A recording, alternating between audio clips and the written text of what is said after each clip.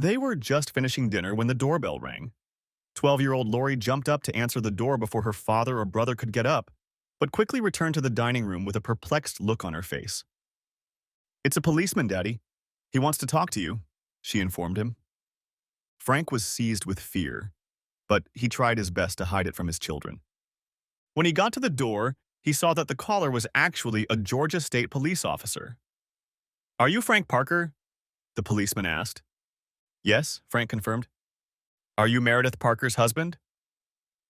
When Frank nodded, the policeman looked at the two children and said, "May I speak to you privately, Mr. Parker?" Frank felt his throat constrict and had to clear it before he could speak. "Bobby, Lori, please go to your rooms. I need to talk to the officer alone." Both children started to protest, but when their father barked at them, "Now!" they jumped up and hurriedly obeyed. They were not used to hearing such a tone of voice. As soon as the children left the room, the officer turned to their father again. "Mr. Parker, I have been asked to give you some bad news. Your wife's airplane is missing and presumed shot down. It disappeared from radar tonight about halfway between Miami International Airport and Nassau. A Coast Guard ship is now in the area looking for survivors." The facts were simple enough. While serving as a vice president of regional sales for a large multinational corporation, Meredith had traveled with the region's CFO to the headquarters in the Bahamas. She was an experienced pilot of a small airplane, so a 180-mile flight to Nassau should have been routine. Frank hadn't given it much thought when Meredith had called and informed him of her plans. Now he was distraught. This was his worst nightmare.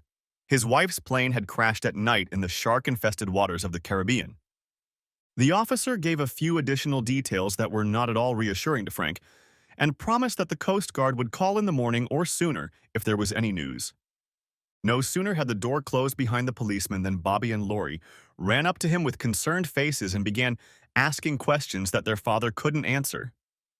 Frank knew they were eavesdropping. He'd be eavesdropping too if he were in their shoes. The three of them huddled together, each trying to find encouraging words to say to the other. Lori began to cry, and though he tried to be brave, Bobby's eyes turned red as well. Frank tried his best to keep his cool for the sake of his children, but inside he was beyond furious. Doing the dishes or homework was out of the question.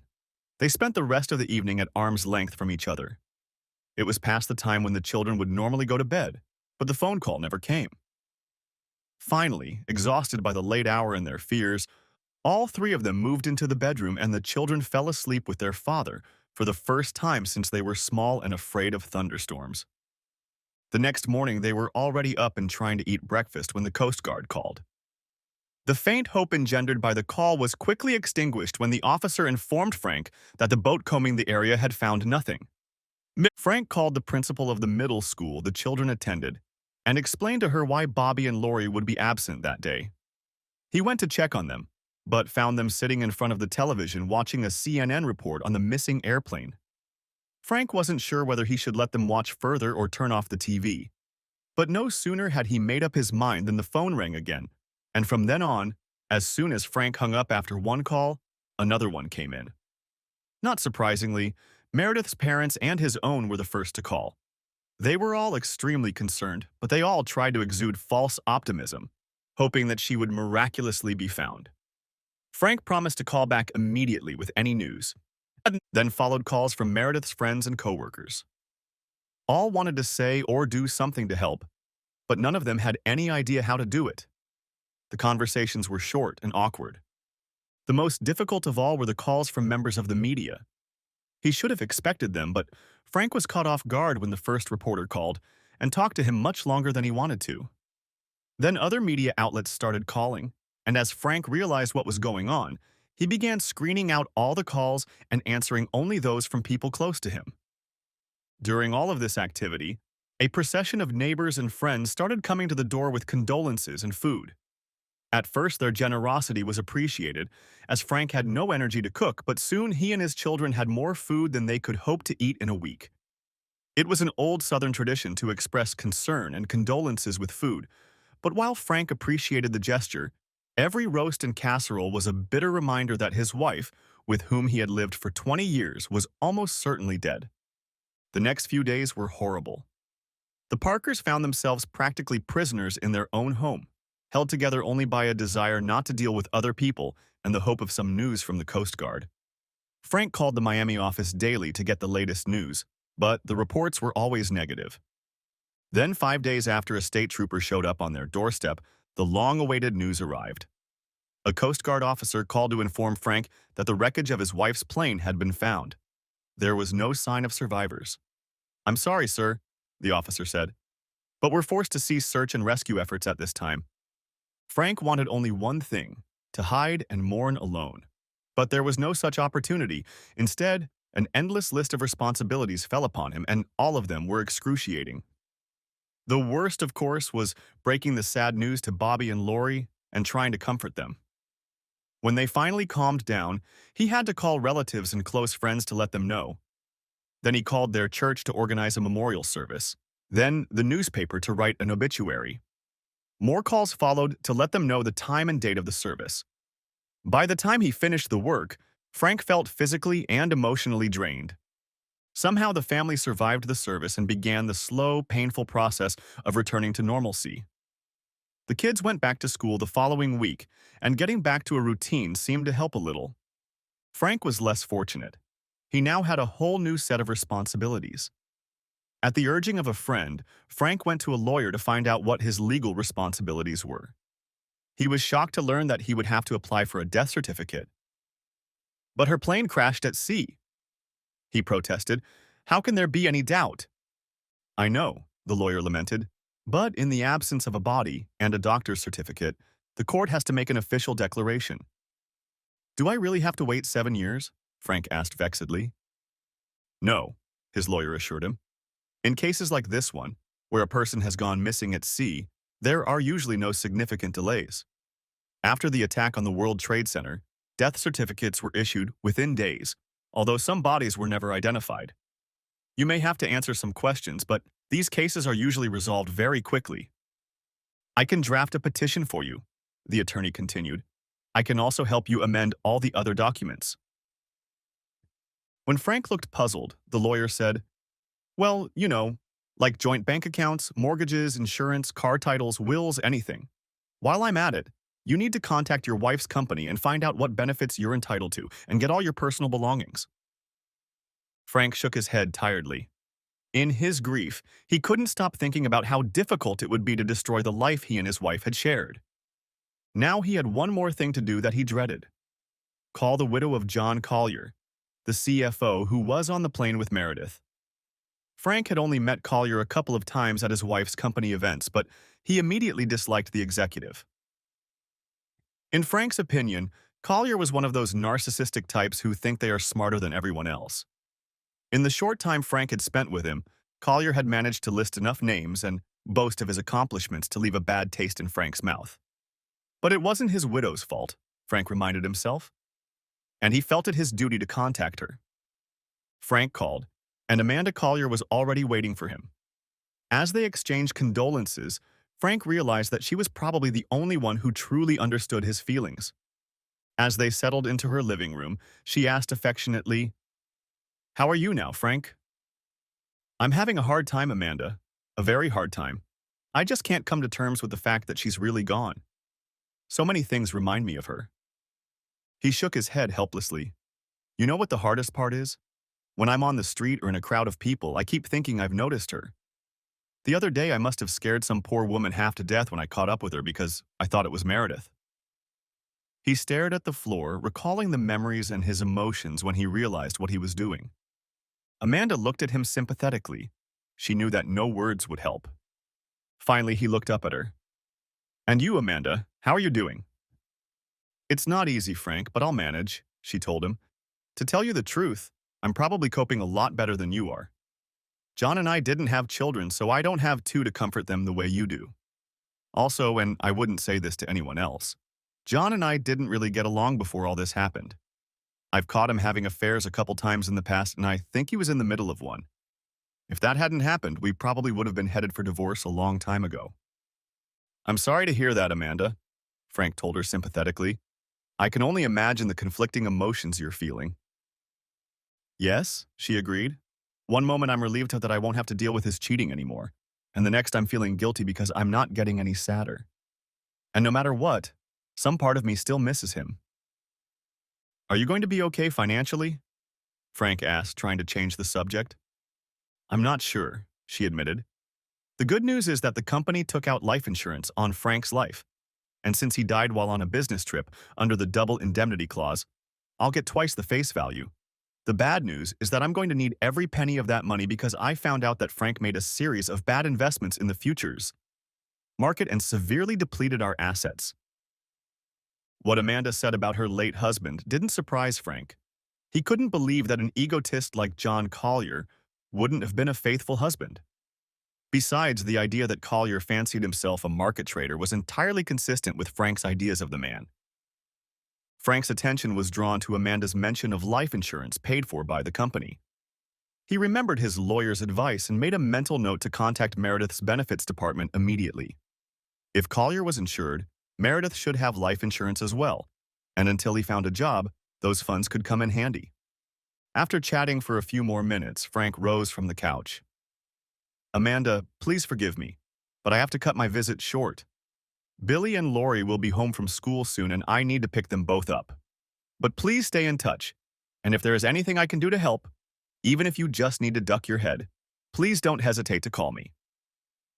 When Frank pulled up to their house after picking up Bobby and Lori, he was surprised to see a car parked out front. Frank led the kids into the house through the garage, and a minute later the doorbell rang. A man in his 50s and a young woman in business attire stood outside. I'm Special Agent Harold Barnes, the man introduced himself, and this is Special Agent Celia Murray. We're with the Georgia Bureau of Investigation. We'd like to stop by and ask you a few questions in connection with your wife's disappearance. Realizing that the two men were law enforcement officers, Lori wrapped her arms around her father's waist and buried her face in his side. Frank felt her tears wet his shirt and pulled her tightly against him. What does that mean? He demanded angrily. Before the first agent could speak, Agent Murray stepped into the conversation. I'm very sorry we've upset your daughter, Mr. Parker. All we are trying to do is do a routine check on your application for Mrs. Parker's death certificate. If you would like us to come back later, we will try to do so at your convenience.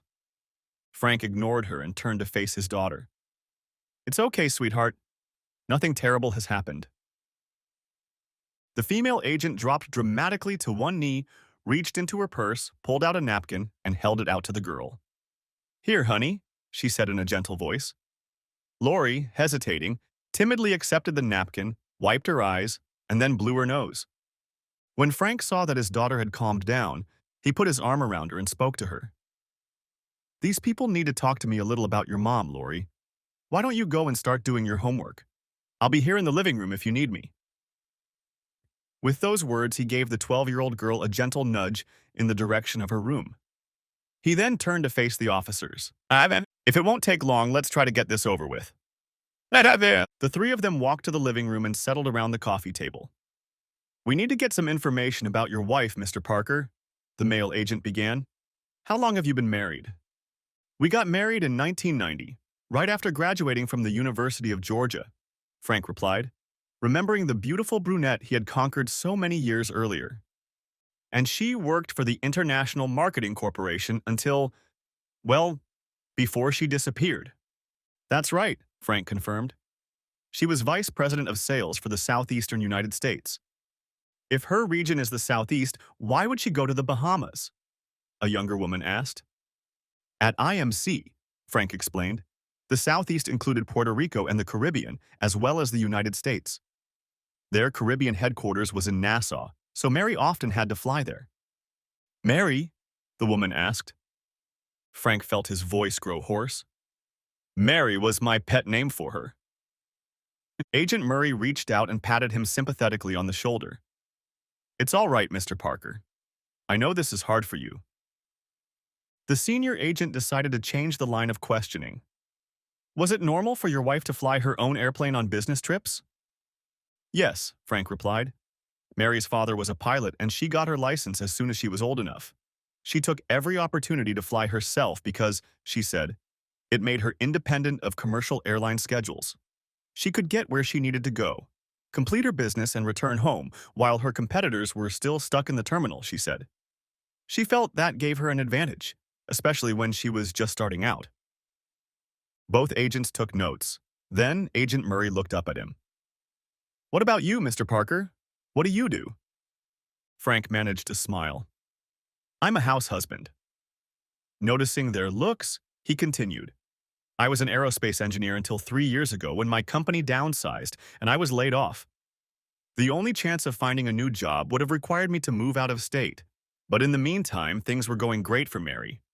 She had gotten several big promotions and was making a great salary plus big bonuses. It didn't make sense for her to quit her job, so we agreed that I would run the household and take care of the kids while she worked." "And how did this change affect your relationship with Mrs. Parker?" Agent Barnes asked. "What does that have to do with it?" Frank asked irritably. "Please bear with us, Mr. Parker," the younger woman interjected. "We need to find out if any factors played a role in your wife's disappearance. This is routine procedure." Calming down a bit, Frank looked at them both. "Of course, this was a big change for me, but I'm an engineer. I'm taught to measure and evaluate all factors in a design. It was easy for me to see that a change in role was what was needed for our family at that moment. I let Mary devote himself to his career and made sure Bobby and Lori were always close to their parents." Neither agent said anything, and it seemed to Frank that the question hung in the air that way. "I don't mean to say it was easy," he continued. "She was always calling clients or going to meetings at the corporation, so I didn't see her as often as I would have liked. Sometimes I felt like her work came first, and—" He suddenly realized what he was saying and added hastily, "But that's quite common in corporate life. Besides, things were going well." And he caught himself that so far things were going well. "Two more questions, Mr. Parker," Agent Barnes said. "Did you notice any changes in your wife's behavior in the period leading up to her disappearance?" "Not really," Frank answered after a moment's thought. "I know there was a lot of pressure on her in the last year or so, and her travel schedule was tighter than ever. But Mary said she was in line for a serious promotion. When she got it, she promised that the new job would reduce her travel, allow her to take a senior position, and give her a substantial pay raise." "One last question," Agent Barnes said, making notes in his notebook. "Are you aware of any changes in your finances that your wife may have made in the last few months?" "No," Frank answered confidently. "I keep track of all our finances and haven't noticed anything out of the ordinary." The young woman glanced at her partner. "I think we've taken up enough of your time, Mr. Parker. We'll be able to wrap things up fairly quickly and we'll let you know as soon as we're done. In the meantime, if you think of anything you think we should know, give me a call at this number." Having said that, she handed him her business card and the two agents headed for the door. Frank went back to his children's bedrooms to make sure they had done their homework. When he peeked into their rooms, both looked busy. "They're strong kids," he thought. "They've been through hell and are holding up well no matter what." The next day, Frank went to IMC headquarters to visit the benefits department. The head of the department met him and, after expressing her condolences, handed him a box of Meredith's personal effects from her office. Frank had to swallow when he saw the framed family portrait she kept on her desk. The principal then directed him to the specialist who was to advise him on Meredith's benefits. The first thing he did was examine Meredith's 401k account. Frank regularly read her annual reports, so he didn't expect any surprises. However, when he saw the total amount, it was much higher than he expected. Apparently, Meredith had increased her contributions to her retirement fund over the past year, even more than she was entitled to from the company. "She was really trying to provide for her family," the specialist commented admiringly. The specialist further advised Frank to withdraw the funds as soon as possible and roll them into his own IRA so that he could more easily manage the funds. Another surprise for Frank was the worksheet he received describing the insurance benefit he would receive as Meredith's beneficiary. He learned that Meredith had chosen the maximum amount of insurance to which she was entitled. With the accidental death factor factored in, Frank realized with amazement that he would receive Meredith's income for nearly 4 years. "The insurance company will pay that amount in annual installments," the woman explained. "Otherwise, the taxes will eat you alive." Of course, payment of all benefits was contingent on the company receiving a copy of Meredith's death certificate, but after the visit from the two GBI agents, Frank was confident that it would happen soon. Frank left the office building with a huge sigh of relief. He had thought he would have to start looking for another job immediately, but now he realized that he had a significant reprieve to get his life in order. "Thank you, Mary," he whispered fervently. A few days later, Frank was preparing dinner for his family in the late afternoon when the doorbell rang. When Frank went to answer it, Special Agent Murray appeared on the doorstep. After he invited her in, she explained the purpose of her visit. "Mr. Parker, Frank, I wanted to personally inform you that our investigation is complete and that your wife's death certificate has been issued. You should receive a copy from the court in the mail in the next few days." Frank breathed a sigh of relief. He had believed there would be no problem, but it was good to know that this important task had been accomplished. At that moment, a panicked cry came from the back of the house, and Frank was surprised to hear Laurie's voice. "Daddy, help me, help me!" He turned and rushed into Laurie's room. Celia Murray followed at his heels, her hand reaching for the service revolver in a shoulder holster under her jacket. When Frank burst into Laurie's room, he saw his daughter staring at a large red bloodstain on her jeans. "I'm bleeding, Daddy," she wailed. Frank was horrified. "What happened, Laurie? Did you cut yourself?" As he headed toward his daughter, someone's hand grabbed his elbow and pulled him back with sudden force. "Let me handle this," Celia said firmly, and pushed him toward the door. He protested, but the young woman didn't back down. "I'll handle it, Frank. Just go out into the living room and wait." Something commanding in her voice made him pause, and when the determined young woman blocked his path, he hesitantly retreated into the hallway. Celia calmly closed the door in his face.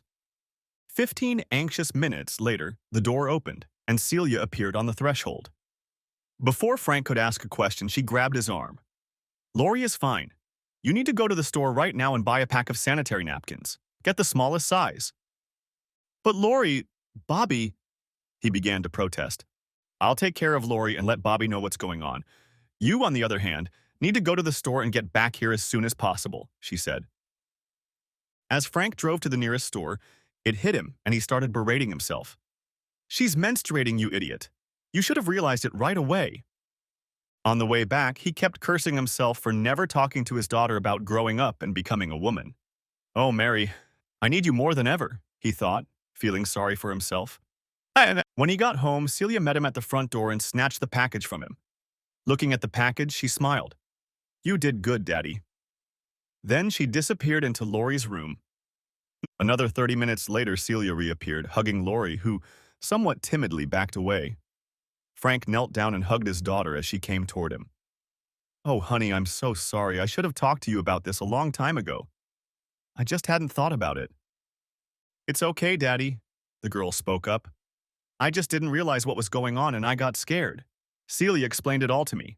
Now I know what to do." As she spoke, she took Celia's hand, and Frank realized that his daughter had a new friend. He stood up and turned to Celia.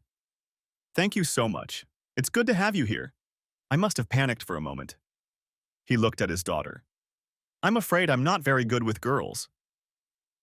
Celia smiled, but no sooner had she finished speaking than Bobby popped out from around the corner. "If my stupid little sister has first period, does that mean we don't get dinner tonight? I'm starving." "Bobby," Laurie shrieked, but Frank grabbed her before she could pounce on her older brother.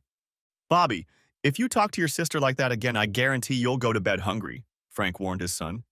But before his threat sounded too ominous, he continued, "Now go wash your hands and set the table." Then he turned to Celia again. "The least we can do is offer you a meal for all you've done. It's not exactly a gourmet dinner, but it will be something to eat."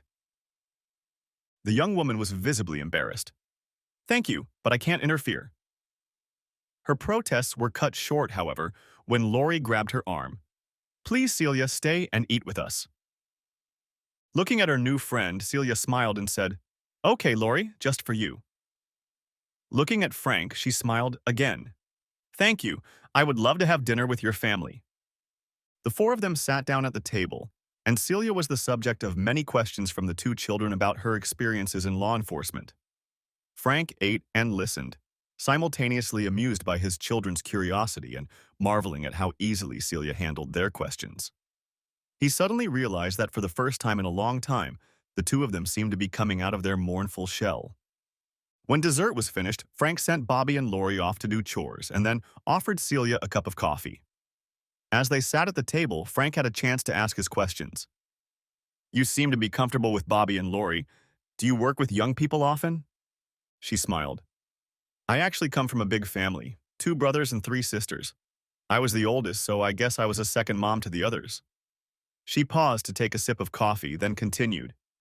That's why I knew what to do with Lori this afternoon. I've walked each of my sisters through the trauma of puberty.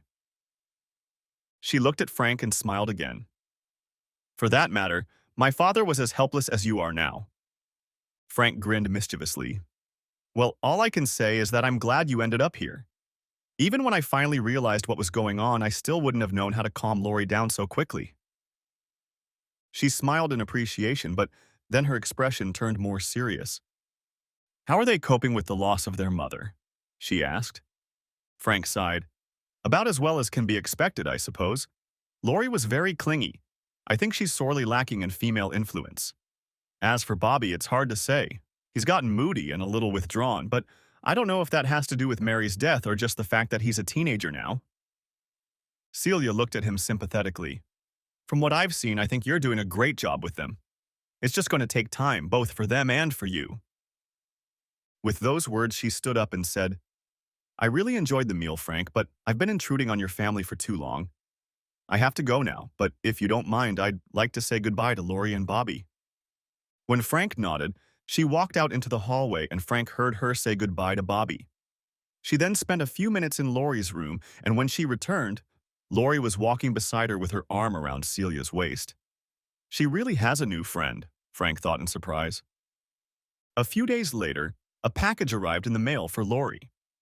When his excited daughter opened the package, she found a pink stuffed elephant and a note from Celia. Frank rejoiced at this concern, but was puzzled by the choice. Lori's too old for stuffed animals, he thought, but was surprised to see that the toy had taken a prominent place on Lori's bed. I guess there's still a little girl living in it, he admitted. The next day, he called Celia's office to thank her. I never would have thought of it, he admitted, but somehow it was just what was needed for Lori. Celia was pleased that her daughter was pleased with her gift and made Frank promise to keep in touch and let her know how Lori and Bobby were doing. A few weeks later, Frank was paying his bills when he received a call from Bobby's teacher one morning. I'd like to meet with you to talk about your son, the teacher told Frank. He's having discipline problems at school. Frank agreed to meet with her the next day, but decided not to say anything to Bobby that evening. He wanted to wait until he knew what was wrong before confronting his son. The meeting was scheduled for the next day after school while the kids were in PE. Mrs. Soldana, the home grade teacher, told the concerned father that Bobby's behavior in class had gotten worse over the past few months. At first, I didn't want to say anything because I know he's been through a lot, the teacher explained, but it seems to be getting worse. He's getting more and more distracted, not doing his homework, and the other teachers tell me that he's not paying attention in their classes. He's always done well in his classes so far, but his grades are going to drop a lot this semester if he doesn't do anything to change things. Frank was concerned. Do you think, Mrs. Soldana, how much of this is affected by adolescence? No doubt it's a difficult age for children, especially boys, she told him, but we're used to it. I think his mother's death is affecting him more than he can tell you. Perhaps you should see a psychologist. Frank thanked the woman and returned to the car to wait anxiously for the children to finish their gym class. He was upset to hear about Bobby's problems and was determined to have a long talk with the boy. When Frank brought Bobby and Lori home, he sent Lori to her room to start her homework and then led Bobby into the master bedroom. The boy's face darkened. He realized he was in trouble. Frank recounted his visit to Bobby's homeroom teacher and gave some examples she had given him. What's going on, Bobby? Why are you acting like this? Frank demanded. No reason, replied the boy sullenly. Come on, you're smarter than that. His father brushed him off. Don't you care about your grades? Not really, Bobby muttered. Frank was annoyed at his son's unresponsiveness and in anger tried to shame him. What will your mother think if she finds out you failed everything? Who cares? Shouted Bobby back angrily. She was such a slut. Shocked and angry, Frank grabbed his son and yelled at him. Don't you ever talk about your mother like that. How can you say that? And, frightened by his father's rage and the pain of his tight grip, the boy whispered, I saw her. I saw her doing it with that man. As soon as the words were off his lips, he collapsed on the bed and sobbed. Frank sat down on the bed beside his son in amazement, put his arms around him and cradled him like a small child. "It's all right," he repeated, trying to soothe the boy's obvious distress. When Bobby's crying subsided, Frank lifted his son's head. "It's all right, Bobby. I'm not mad at you, just tell me what you saw." His son looked up at him with tears in his eyes. "It was last fall. You let me ride my bike to school one day, but I forgot my math homework, so I snuck home during lunch and took it. While I was looking for it in my room, I heard my mom come in. I didn't want her to catch me, so I hid. That's when I heard a man's voice." "What man?"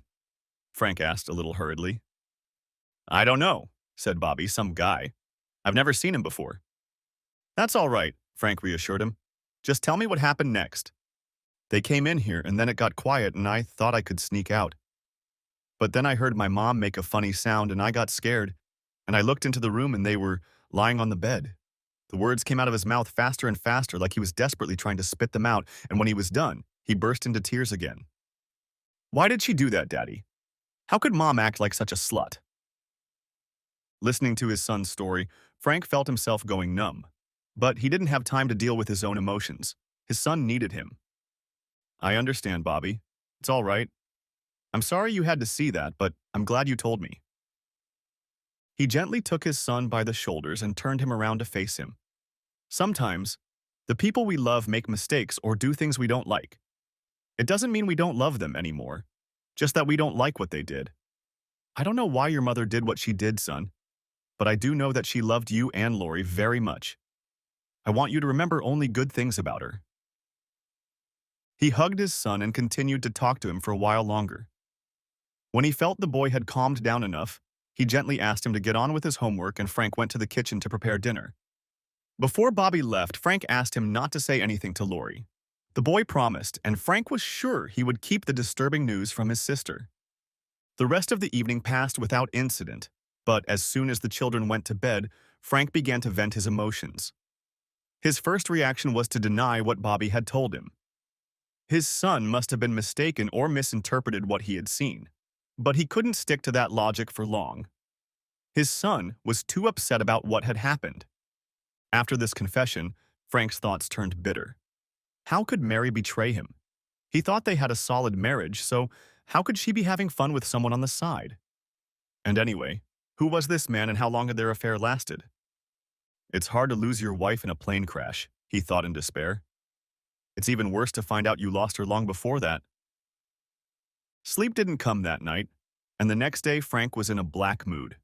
It was Tuesday, the day he usually went to the gym, and after the kids left for school, he decided to continue his exercises. For a while, the exercise helped distract him, but when he sat down on the treadmill, his thoughts returned to his wife's infidelity. "How could Mary do that, and even in our own bed?" he asked. Somehow the scene made the betrayal all the more horrible. And how could she have known I wouldn't be home? But the answer came immediately. It must have been one of those days when I went to the gym. I'm such a habitual person that she was sure the house would be empty. But the answer to that question immediately spawned others. If she planned her little encounter to fit my schedule, that doesn't mean it happened out of the blue. How often did she meet with him? She couldn't have met him every week. Her travel schedule might have interfered. Each question seemed to beget another, and each one only added to his misery. He tried his best to act normal around Bobby and Lori, but over the next few days, he continued to suffer. He decided to go to the pharmacy and buy antacids. He had never had stomach problems before. His suffering was compounded by the fact that he had no one to talk to about his discovery. He certainly didn't want to tell his parents or Meredith. He knew the news would be devastating to them. Likewise, he didn't want to talk to his friends at the risk of becoming the subject of neighborhood gossip. And also, he thought, I certainly don't want to risk any of my classmates teasing Bobby or Lori. He felt trapped. He was working at his desk one evening when he noticed Celia Murray's business card. She told me to call her if I had any more information, he remembered. But in truth, he was desperately looking for any excuse to share his news with someone and get another point of view. He called the cell phone number she'd written on the card, and when he introduced himself, Celia seemed pleased to hear from him. But her tone changed to concerned when he said he needed to talk to her. Are Lori and Bobby all right? She asked anxiously. With them, yes, but not with me, he replied. Would you mind having lunch with me tomorrow? It's not something I want to discuss over the phone. She quickly agreed and suggested a place near the GBI office where she worked. It's a quiet place. We can talk, she assured him. Hanging up the phone, Frank felt somewhat relieved at the prospect of talking.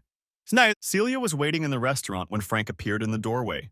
She smiled in greeting, but the smile quickly disappeared when she saw the frustrated expression on his face.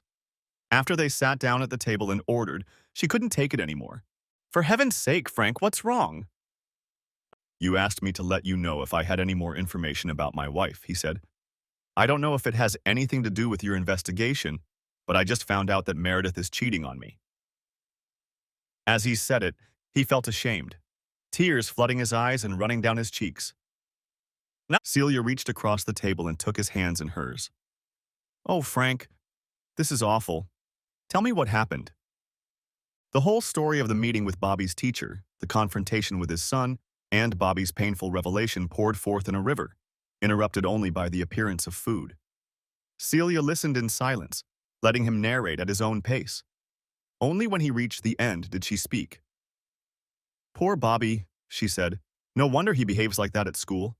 It must have been festering him ever since it all happened. And then her death, no wonder he's so worried. She had let go of Frank's hands when the waitress brought their order, but now leaned across the table to reach for him again. It's hard for me to imagine what this has done to you, Frank, she said quietly, and Frank saw the sympathy in her eyes. Were there any signs that something was wrong, Frank? Now that you look back, did you notice any clues? She asked. No, he replied. I can't say I noticed anything. You know what they say. The husband is always the last to know. He lowered his gaze to his untouched plate for a moment, then looked at the woman again. Ever since she got her big promotion, our sex life has gone downhill dramatically. But because of the pressures of her new role and travel schedule, I figured it was understandable. I didn't like it, but I felt I had to put up with it for the sake of our family. She kept telling me that things would get better when she moved to the national level, but he paused. That didn't seem destined to happen. Then he frowned. What kills me is that I don't have any answers. I don't know which bastard she slept with. I don't know when their affair started or how long it lasted. I don't know if she was in love with the guy or if she was planning to leave me. Worst of all, I don't know why she did this to me and the children. Celia squeezed his hands. Frank, please listen to me. The truth is, you're not likely to ever get answers to your questions. You're going to have to forget about all of this. Once she's dead, none of it matters anymore. All you can do is focus on taking care of your family and yourself. I know you're right, he said, but it hurts so much to be betrayed like that. I think when she stopped loving me. No, Celia said vehemently, you're wrong. Whatever happened, it's obvious that Meredith still cared deeply for you and the children. Look what you learned at MMK. She bought maximum life insurance to make sure you were all protected. She maxed out her contributions to the 401k plan to put money aside for your future. I don't know what else has happened in her life, but it all looks like care to me. Thank you, Celia. I'll try to remember that. As they got up to leave, he looked at the table. Neither of them had touched their food. Looks like I'm not the best choice for lunch, he remarked wryly. Don't worry about it, she replied lightly. Skipping a meal or two is probably good for me. Frank cast a glance over her slender figure. She looks pretty good to me, he thought.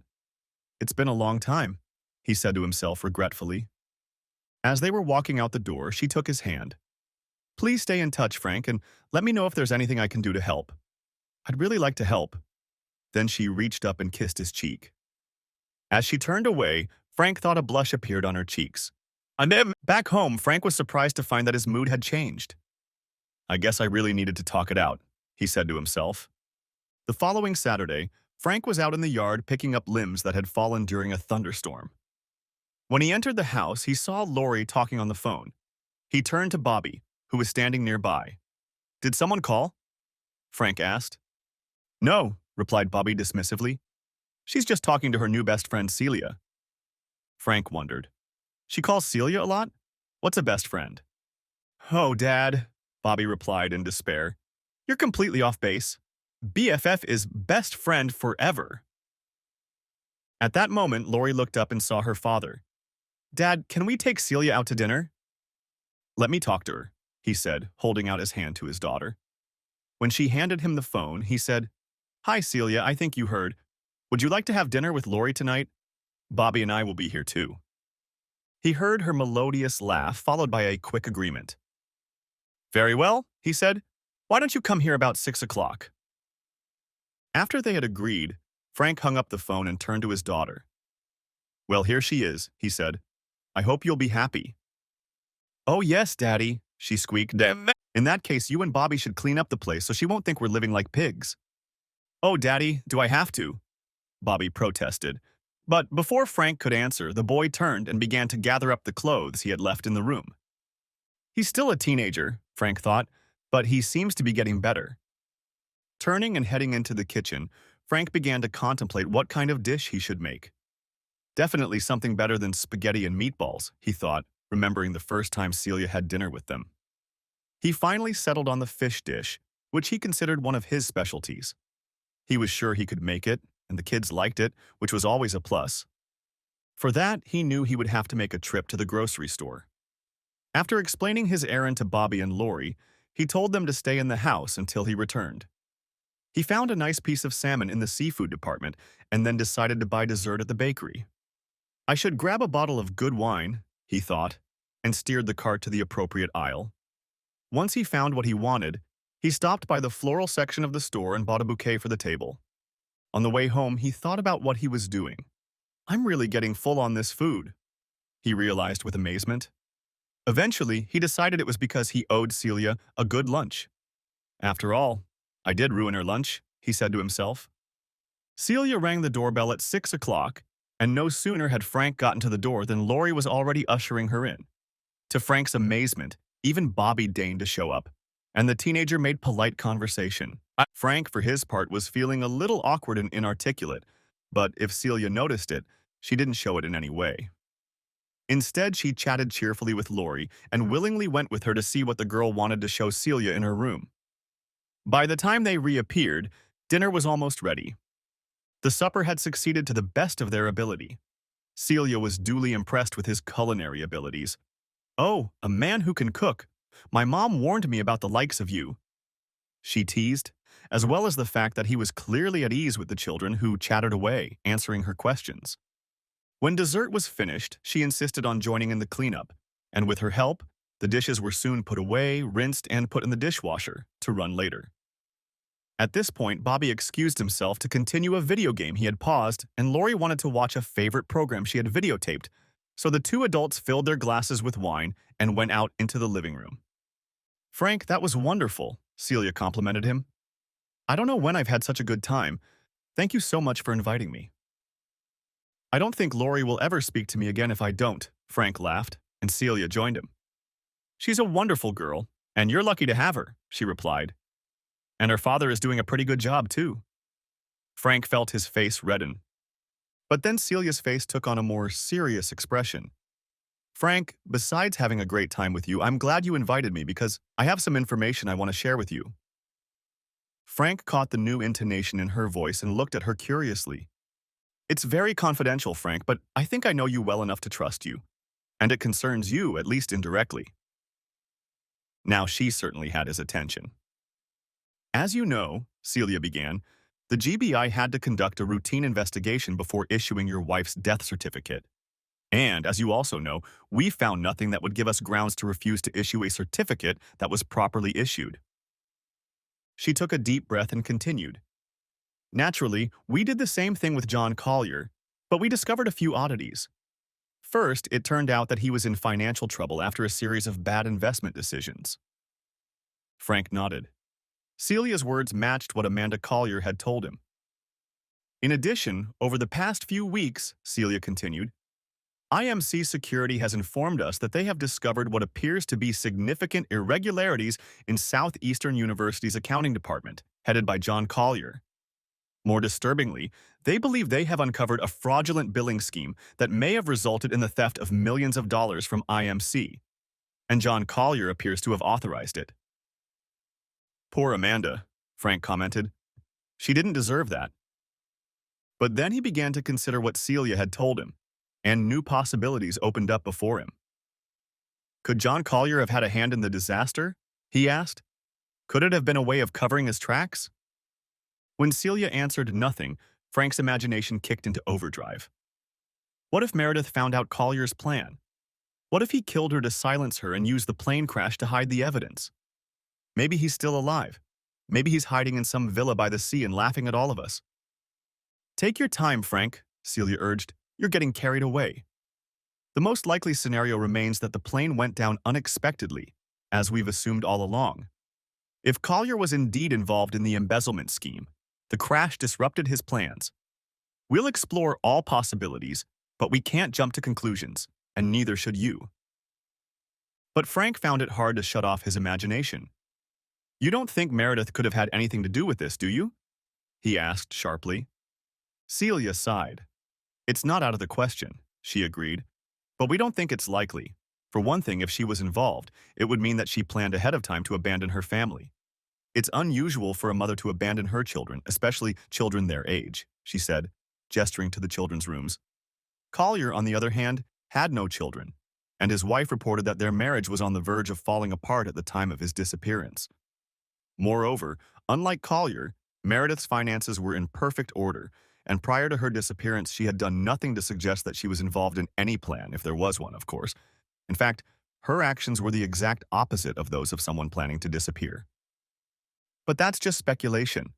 The only fact we have, Celia continued, is that Meredith's plane did indeed crash into the sea. She had hoped to reassure Frank, but when she looked at him, she realized that he was still upset by her revelations. Frank, you have to promise me that you won't say anything about this. It's very confidential. And if it gets out, it could jeopardize our investigation. It could also get me fired. This made Frank tense. He realized that Celia had taken a risk by confiding in him, and he was obliged to keep quiet. I understand, Celia, and I promise I won't compromise your investigation. But I have to ask, why did you tell me all this? She looked at him gravely. It's unlikely, Frank, but there's always the possibility that you'll hear or learn something that will help us shed some light on all this. If you do, Frank, promise me you'll get back to me right away. No Lone Rangers, please. He returned her gaze. I promise, Celia. Then he smiled. Besides, if I have to mess around with you again, it won't be that hard. The smile she gave him seemed to light up the entire room. Soon afterward, Celia had to leave. Before doing so, she said goodbye to Bobby and Lori. Frank noted that Bobby interrupted his game to say goodnight to her, which was a real compliment on his part. Lori walked her friend to the door again, snatching Celia's promise to call her. But this time, after Lori hugged her, Celia didn't fail to lean against the door and kiss Frank on the cheek. As she walked to her car, Lori looked at her father and said, She likes you, Dad. Frank smiled at his daughter and pulled her to him. Well, I like her too. When everyone had gone to bed and the house was quiet, Frank lay in his bed thinking about what Celia had told him and all the different scenarios he had imagined. Oh, Mary, he thought, what have you gotten yourself into? Finally, he fell into a restless sleep. A week later, Frank was sitting at his computer and noticed something unusual. He was reading about some of his favorite sports teams, and as he was about to click on the Falcons tab, he noticed a Facebook icon right above it. On a whim, he clicked on it. Frank wasn't a Facebook follower. In fact, he rarely logged on at all. The only reason he had set up an account was so he could keep track of his children. Bobby and Lori loved the social networking site and used it as another way to keep in touch with their friends. Frank didn't mind at first, but after reading a couple scary articles about some of the pitfalls, he started his own account and insisted that Bobby and Lori add him as a friend. He also asked them to give him the passwords to their pages. That way, he reasoned, I'd be able to see all the messages and pictures they post, as well as anything their friends send them. More importantly, he thought, Bobby and Lori will know that he can spy on them, and that, he hoped, will encourage them to be discreet. When he logged onto his page, most of what he saw didn't interest him, but he did notice a friend request from someone he'd never heard of, Tom Thomason. The name seemed unfamiliar to him, and there was no photo, just a silhouette. When Frank clicked on the name, the stranger's page blandly informed him that personal information was only available to friends. Hey, Bobby, he called out. Do we know any Tom Thomason? His son walked into the room and saw his father browsing Facebook. Oh, that guy. Just ignore him, Dad. He's been talking me into adding him as a friend for weeks now. I just delete his requests. At that moment, Lori peeked into the room. Yeah, he's been trying to talk me into adding him as a friend, too. He's just some jerk on Facebook. That was enough to get Frank's attention. Some unknown person wanted to connect not only with him, but also with his kids. Frank knew there were both scammers and much scarier predators in the world. He was alarmed, but he didn't want to scare the kids, so he only said, "You two did exactly the right thing," he assured them. "Never respond online to someone you don't know well." As he searched for a way to protect his family, a sudden idea occurred to him. Maybe Celia can help us find out who this creep Thomason is. He called her home, and she must have seen his name in the caller ID because she answered warmly. "Hi, Frank." "Hi, Celia. I'm glad I caught you. Do you have a chance to come over? Something strange has come up, and I'd like to find out with you if you're free." "It's nothing serious, is it? Bobby and Lori are fine, aren't they?" As he comforted her, Frank couldn't help but notice that she seemed as concerned about his children as he was himself. It gave him a warm feeling. She told him she was working in the yard, but would be able to drive up in 45 minutes. To Frank's surprise, almost that minute, her car pulled up to the curb. With Mary, he remembered, he'd been lucky if she was no more than an hour late trying to make her image perfect. But Celia had arrived right on time, clearly freshly washed, dressed in a casual but attractive outfit, with her hair neatly styled and fresh makeup. It was obvious she had made an effort even in such a short time. "You look good, Celia. You didn't need to dress up for us," he told her. She squeezed his hand. "Thank you, Frank. I was so looking forward to this." Once she was inside the house, Frank called out to his children. As they noisily entered the room, he asked them to tell Celia about their potential Facebook friend. Bobby, as the official expert in the family, took the opportunity to brag. He quickly logged into each of the family's 3 Facebook accounts in turn and received a friend request from the mysterious Tom Thomason. Praising Bobby's skill, Celia sat down in front of the screen and called up all the unread and archived messages, but found no additional information. Finally, she looked up at Bobby and Lori. The most likely answer is some kind of marketing ploy. If you accepted the request, you'd probably get all sorts of ads selling junk you don't need or offers to buy imaginary gold from Nigeria. There are bad people in the world, and you should never let strangers know about you, okay? Both children nodded solemnly, and Frank thought to himself that the message he'd heard from Celia had probably had a stronger effect on them than when he delivered it. As they worked on the computer, it got dark outside, and Frank realized that his kids were about to get hungry. "Celia, we'll probably go out to dinner soon. It won't be anything fancy, just a family restaurant. But we'd love for you to join us if you can." As Frank had anticipated, Lori and even Bobby immediately began demanding that she go with them. She laughingly submitted to the inevitable. The 4 of them loaded into Frank's sedan and drove to a random place near their home. As they drove, Celia began asking the kids about what she'd seen on their Facebook pages, and soon Lori and Bobby were eagerly talking about their friends and activities.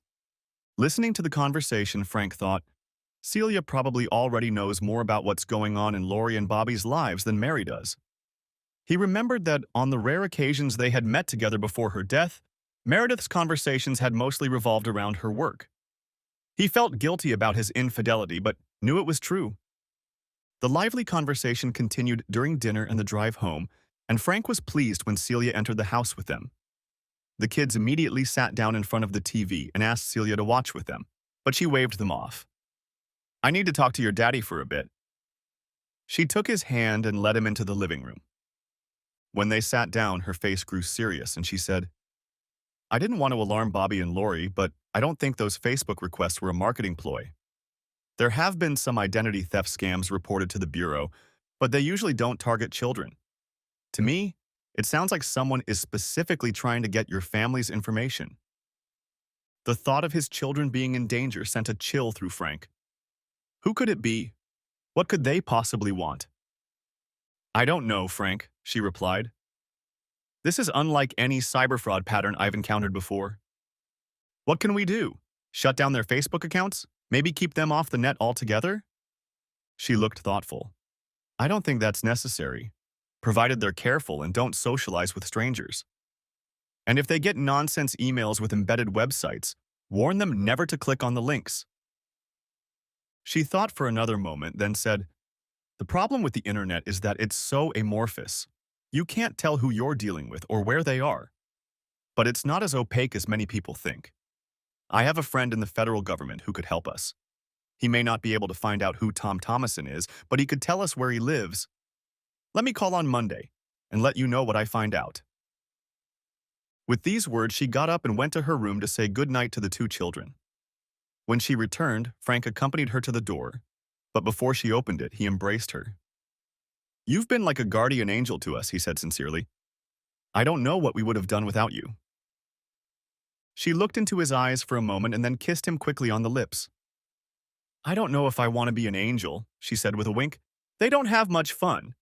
Then she turned and walked briskly to her car, leaving Frank standing in bewilderment. True to her word, Celia called Frank late Monday morning. Do you know anyone in Palm Beach, Florida? She asked. Not a soul, Frank replied. Whoever Tom Thomason is, he created his Facebook account with a zip code starting with 334, so he's somewhere in Palm Beach County, she said. I can't imagine why anyone in Palm Beach would try to contact us, Frank said. But at least he's not in the neighborhood. That's reassuring. I agree, Celia said. Besides, we've been tracking a lot of scams in South Florida, so maybe this really is some new kind of internet fraud. Just make sure Bobby and Lori have nothing to do with these friend requests. I will, Celia, and thank you. I feel so much better about the whole thing. I'm so glad I could help, Frank. Despite what he said to Celia, Frank was not the least bit relieved. On the contrary, it seemed to him that he and his children were under continuous attack. First came the terrible news of Meredith's death, then poor Bobby confessed that his wife had cheated on him. Then he got word that Mary might have been involved in some fraudulent business dealings before her death. And now some unknown person was trying to get information about his children. Frank felt like they were under siege, so he decided to fight back. His first priority was to find the enemy in Palm Beach County and confront him. But how could he do that? A cursory internet search showed that the county had a population of 1.3 million. Looking for Tom Thomason would be like looking for a short stick in tall grass. Besides, Frank thought, it was just as likely that the name could be a fake. Frank's settled mind continued to beat over the problem. Then an idea struck him. If I can't find Thomason, maybe I can get him to find me. A plan began to form in his mind. The chances are slim, he admitted, but it's all I've got. The first thing he needed to do was to get Bobby and Lori out of the way. It was almost time for summer vacation, and that gave Frank an idea. He dialed a relative's number. Dad, would you and Mom like Bobby and Lori to come visit us for a week? I'll need to be out of town for that time, so you'd be a big help to us. When the children's grandfather happily agreed and all the issues surrounding their stay were resolved, Frank hung up the phone and immediately called Delta. I'd like to book a flight to Palm Beach. His children were excited at the news of their upcoming visit to their grandparents, but their enthusiasm faded when they learned that their father would not be traveling with them. It would be the first separation since their mother's death, and the prospect brought back the fear of abandonment they had felt ever since. Frank hated to cause the children distress, but he felt he had to do what he intended, and he succeeded in persuading them. A week before their visit began, Frank began to be plagued by doubts. Am I doing the right thing? He asked himself. But despite the uncertainty, the thought of doing nothing was worse. His inner turmoil was briefly interrupted by a phone call from Celia, who called to inquire how he and his family were doing. After a few minutes of conversation, the tone of her voice changed slightly, and Frank thought she sounded almost shy. I was wondering if you wanted to get together next week. I haven't seen you and the kids in a while, and her voice trailed off uncertainly. I'd love to, Celia, but then I'm taking the kids to their grandparents. We'll be gone all week. Oh, she said. I understand. Maybe some other time sometime. I'd like that very much, Celia, he said fervently. Frank felt bad about lying to Celia about his plans, but he said to himself, at least it was partly true. Besides, he was sure he knew what she would say if he revealed his true plans. When Frank returned home and took the children to his relatives in the country, he immediately sat down at the family computer. One of the reasons he asked Meredith's family to take the children was that he knew they didn't have a computer, so he felt safe logging onto Lori's Facebook. Sure enough, a friend request from Tom Thomason came up. Frank clicked accept and quickly received confirmation that Lori was now friends with this stranger. If nothing comes of this, Frank thought, I'll just unsubscribe from him later. Next came the hardest part, pretending to be a 12-year-old girl. He studied his daughter's previous messages and decided he could imitate her style pretty well. I may not be able to fool her friends, he admitted to himself, but I hope I can fool Tom Thomason. He decided that his first message should lay the foundation and wrote a short note about his visit to the country. Lori. Just a little news for her friends, thought Frank. Nothing to arouse the suspicions of the lurkers. The next day, he planned to set a trap. OMG, I'm going to Florida. My best friend Celia offered to take me with her and my dad agreed. Flying out tomorrow, can't wait. Frank decided to call Celia by her first name because he felt like neither Lori's friends nor Tom Thomason knew her. He hoped Celia wouldn't mind. Now that the bait was in the water, Frank hoped he could jiggle it enough to get the fish's attention.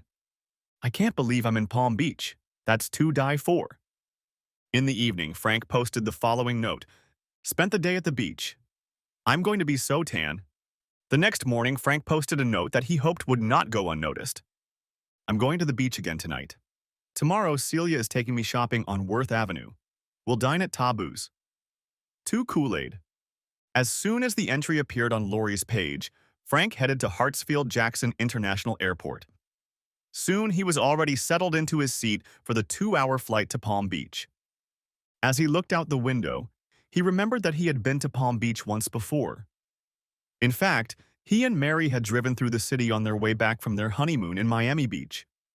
They drove over the Lake Worth Bridge and then traveled along Southern Ocean Boulevard, admiring the mansions overlooking the Atlantic.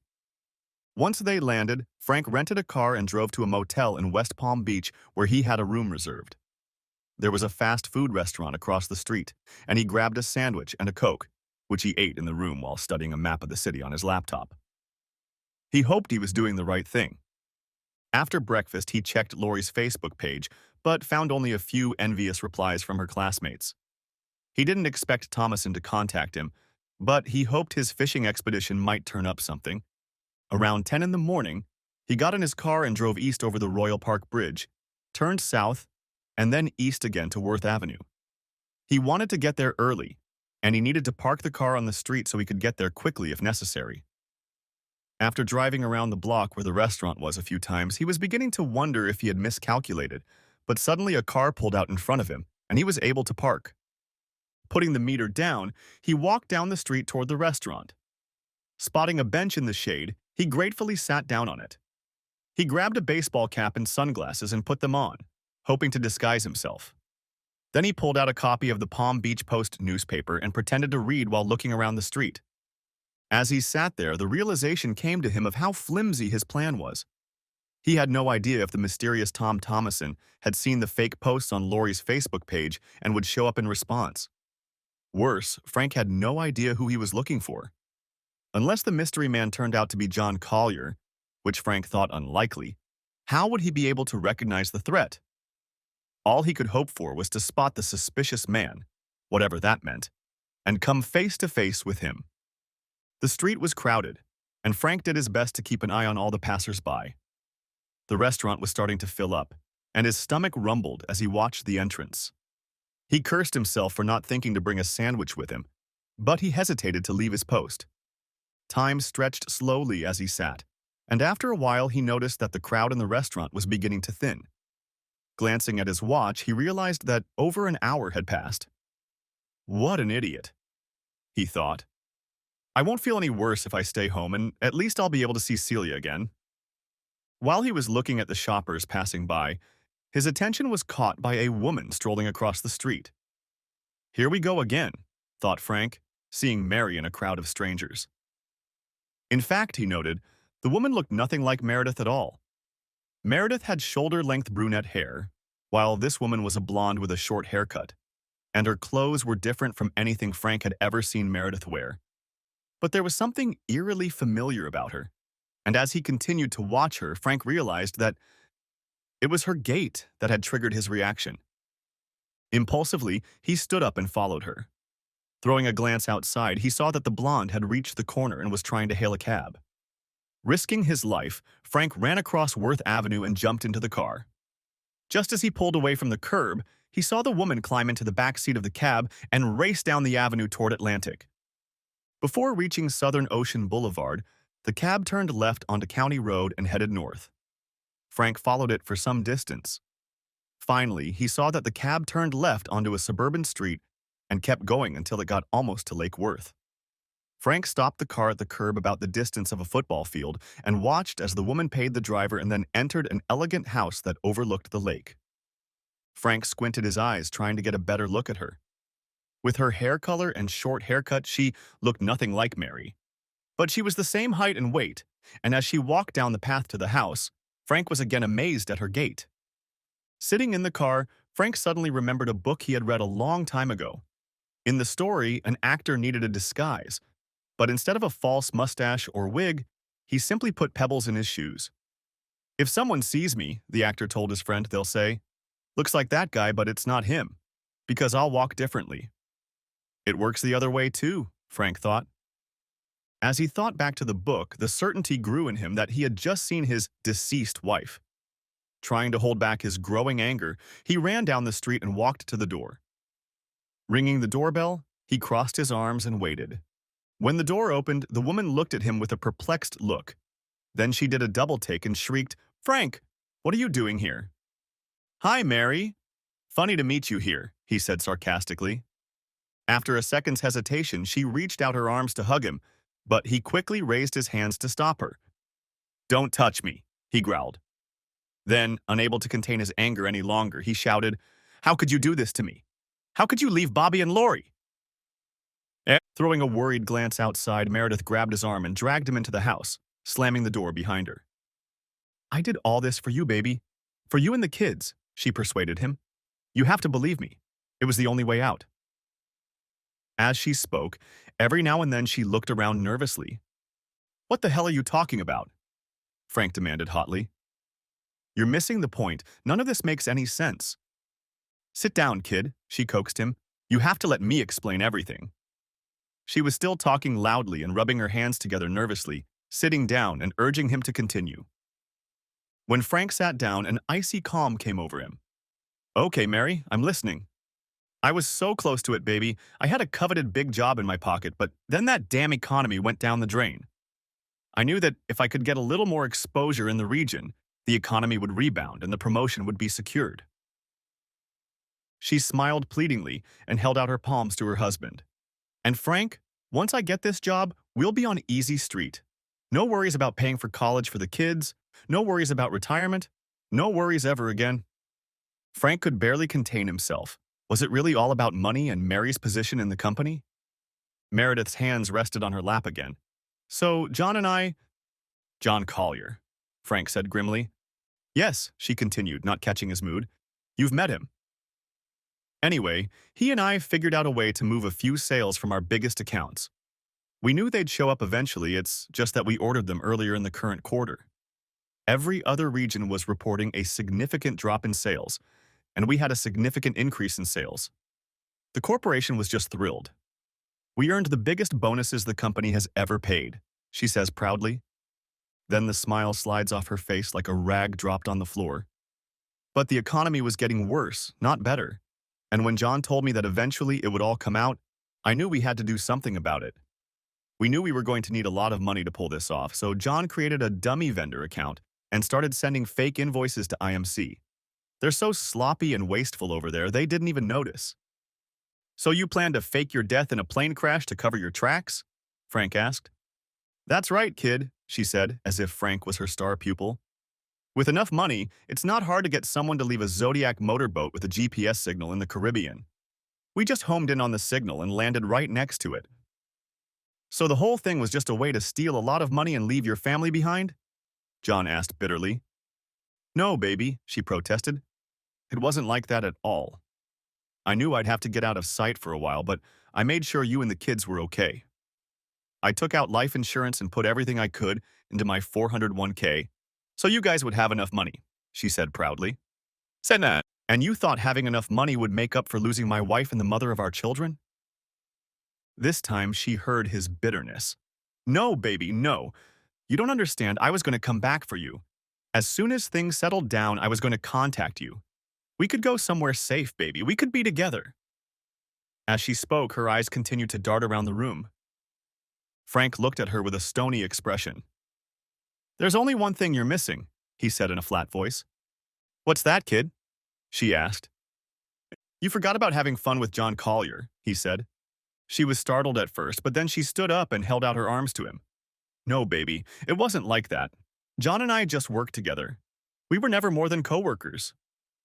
Don't lie to me, Meredith, Frank snapped back. Bobby saw you two together in our bedroom. She sighed. God, did Bobby really see us? Oh, that's awful. A sob caught in her throat, but then she came to her senses and straightened up again. It was just one time, baby. He said he wouldn't help me unless I gave myself to him. But it was just one time, I swear. Frank stood up. Ignoring her, he looked around. Come out, John, he said loudly. I know you're out here somewhere. Meredith continued to huff. No, baby, it's just me. It was just one time. But before she could finish her sentence, John Collier appeared from the bedroom. He was dressed in a robe and had his hands in his pockets. Lay off, Mary. He knows, Collier muttered. Although he guessed they lived together, the fact that Collier said his wife's favorite name made Frank wince. Meredith began to cry. He must have found us through Facebook, Collier grumbled. I warned you, but you just had to check on your two offspring. Then his tone changed to cold and hard. But that doesn't matter now. We need to get out of here. He turned to Frank and pulled an automatic rifle from his robe pocket, which he pointed toward Frank. As for you, bright boy, you're the only one who knows we're still alive. No, John, no, Meredith shouted, but Collier ignored her. Looks like your kids are going to lose not only their daddy, but their mommy as well, he said with a chuckle, raising his gun at Frank. I wouldn't do that if I were you, came a voice from the hallway. All three turned around in amazement and saw Celia Murray appear in front of them, holding a Smith & Wesson automatic to Collier's throat. Before Collier could react, a second voice came from behind him. Drop the gun, Collier. It's over. Special Agent Harold Barnes emerged from the kitchen. His gun also pointed at Collier. And the former head of the accounting department looked hostilely at the two agents, but then his shoulders slumped, he dropped the gun to the carpet and slowly raised his hands. While Barnes held the gun at gunpoint, Celia quickly stepped behind the sullen man and twisted one of his arms behind his back, snapping handcuffs around his wrist. She then reached down with her other hand and snapped the second handcuff. After securing Collier, she repeated the procedure with Meredith. While they lay on the floor, Barnes made a cell phone call to the Palm Beach Police Department. A second call went to the local FBI office. A short time later, uniformed and plainclothes police officers gathered at the house. Frank just stood on the sidelines, stunned to see what was happening. As the fugitives were being led away, Frank scrutinized them both. Collier was muttering something to himself. Meredith was crying. Neither of them looked in Frank's direction. When they left, Celia walked over to Barnes, put her arms around him and kissed his cheek. Thank you for coming with me, partner. I owe you a great debt of gratitude. The senior agent smiled. No, you don't owe me anything. The resolution of this case will reflect very well on our personal affairs. As Barnes walked away, Celia finally looked at Frank. To his amazement, she walked over to him, put her arms around his neck and sobbed. You big idiot! Don't you ever do that to me again. You could kill yourself. He held her tightly until her sobs subsided. Then he pulled her away from him enough that he could look into her face. What are you doing here? He asked. How did you know where to find me? She smiled through her tears. Lori called me to chat. When she said you weren't with them at their grandparents' house, I suspected you were about to do something stupid and started making inquiries. After seeing her Facebook posts, I called the airline and found out that you had booked a flight to Palm Beach. I talked Harold into coming with me, and we've been following you since this morning. She shook her head. We almost lost you when you took off after that cab, but Harold guessed which way you turned and was right. Frank pulled her even tighter against him. I guess you really are my guardian angel, he said, and kissed her. 2 years later, Frank pulled the collar of his coat tighter around his neck. The humidity was high as always, and the wind off Puget Sound was cold and damp. And yet, thought Frank, it feels good to be here. The last 2 years had been difficult in many ways. If it was a terrible shock to Frank to learn that his wife was alive, the consequences were even worse for Bobby and Lori. The fact that she went to trial and was convicted of numerous criminal charges only added to the family's pain. During the inevitable media hype surrounding the arrest and trial, Frank feared his children would not survive it. The divorce was a mere formality. Legally, Meredith could no longer be dead, but she would spend the next 12 years of her life in Arendelle State Prison. The International Marketing Corporation, of course, demanded that Frank return not only Meredith's life insurance policy, but also most of her 401k, since it was funded by bonuses she hadn't earned. As the innocent party, Frank may have had reason to keep some of the funds, but he wanted nothing to do with any part of his ex-wife's money.